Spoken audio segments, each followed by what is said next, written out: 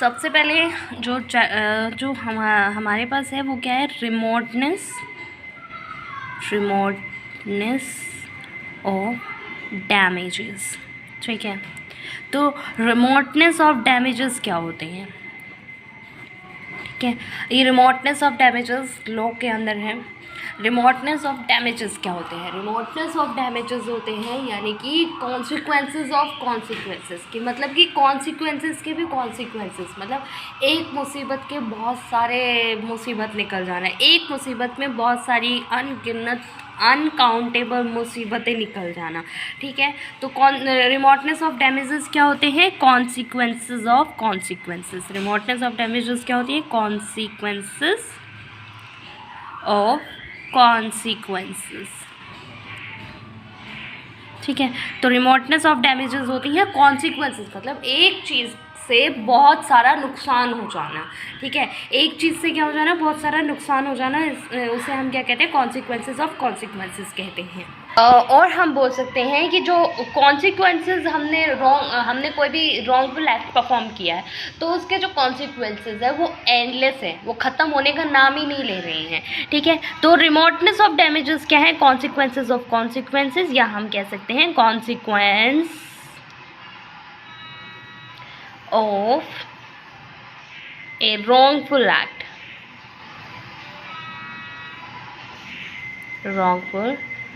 act may be endless। ठीक है, जैसे सपोज करो एक साइकिलिस्ट है, ठीक है, सड़क पे जा रहा है। सपोज करो एक साइकिलिस्ट है, सड़क पे जा रहा है। सड़क पे जाने के बाद क्या करता है कि वो उसके सामने एक पैदल चलता हुआ आदमी जा रहा है। ठीक है, उसके पास बॉम्ब होता है। वो साइकिलिस्ट, सपोज करो एक साइकिलिस्ट है, ठीक है, साइकिलिस्ट जा रहा है और एक पैडलर है, मतलब एक पैदल चल के जा रहा है, एक साइकिल पे जा रहा है। ठीक है, तो साइकिल वाला, जो पैदल चलने वाला इंसान होता है ना, वो ना अपनी पॉकेट में बॉम्ब कैरी करके चलते हैं। जो पैदल चलने वाला इंसान होता है वो अपनी पॉकेट में बॉम्ब कैरी करके चलता है। तो जो साइकिलिस्ट होता है ना, उस पैडलर को टक्कर मार देता है। टक्कर मारने के बाद वो सड़क पे गिर जाता है। जो उसकी पॉकेट में जो बॉम्ब होते हैं वो भी सड़क पे गिर जाता है। गिरने के बाद वो जो बॉम्ब है वो ब्लास्ट हो जाता है। वो बॉम्ब जो है वो कहीं जाके किसी बिल्डिंग में जाके गिर जाता है और उस बिल्डिंग में जाके वो ब्लास्ट हो जाता है। तो अब क्या होगा? वो बॉम्ब वहाँ पे गिर जाता है, उसके आसपास बिल्डिंग होती हैं। ठीक है, तो वो वहाँ पे क्या हो जाता है? वो ब्लास्ट हो जाता है, फट जाता है। फट गया तो अब क्या हो गया कि एक कॉन्सिक्वेंसेस से बहुत सारे नुकसान हो गए। क्या हुआ कि वहाँ जो रोड पे इंसान थे, 2-4 लोग वहाँ मर गए। जो साइकिल वाला था उसको भी नुकसान हो गया। जो चलने वाला था वो तो रहा ही नहीं।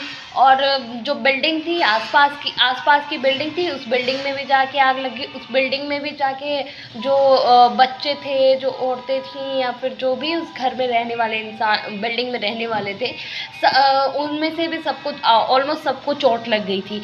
तो क्या हुआ कि कॉन्सिक्वेंसेस ऑफ कॉन्सिक्वेंसेस हो गए कि उस एक गलती किसकी थी? अब इसमें हम गलती पूछें तो गलती किसकी थी? साइकिलिस्ट की गलती थी, या एक पैडस्टेन की गलती थी, जो वो पैदल चल रहा था उस इंसान की गलती थी जो बॉम्ब कैरी करके चल रहा था, या साइकिलिस्ट की गलती थी कि उसने पैदल चलने वाले इंसान को धक्का मार दिया? गलती साइकिलिस्ट ने नेग्लिजेंसी हुई उसकी, कि उससे गलती से लग गया।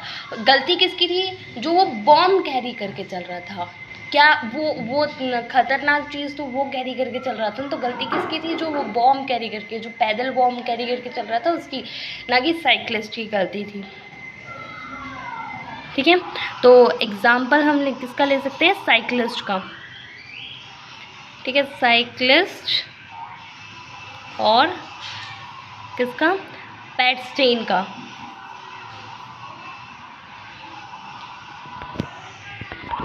फिर जो रिमोटनेस ऑफ डैमेजेस होते हैं, इसमें 2 टाइप के टेस्ट होते हैं, 2 टेस्ट होते हैं इसमें।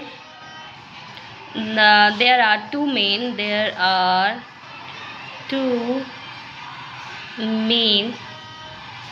टेस्ट। ठीक है, 2 टेस्ट होते हैं रिमोटनेस ऑफ डैमेजेस में। पहला होता है test of reasonable foresight, the test of reasonable foresight, ठीक है। दूसरा होता है test of directness, test of directness, ठीक है। दो टेस्ट होते हैं इसमें, एक रीजनेबल फोरसाइट यानी कि जो सामने दिख रहा है, एक्चुअल में जो दिख रहा है वैसा होता नहीं है, और डायरेक्टनेस की जो दिख रहा है उसके बेसिस पे जजमेंट पास कर दूँ। टेस्ट ऑफ रीजनेबल फोरसाइट की जैसा एक्चुअल में दिख रहा है उसके बेसिस पे हमें जजमेंट पास नहीं करनी चाहिए, हमें एक्चुअल पता होनी चाहिए, एक्चुअल चीज़ें पता होनी चाहिए। एंड टेस्ट ऑफ डायरेक्टनेस की जो दिख रहा है ना उसी के बेसिस पे जजमेंट पास कर दूँ, कि हमें जैसा दिखाई दे रहा है हमने उसके बेसिस पे जजमेंट पास कर दी है।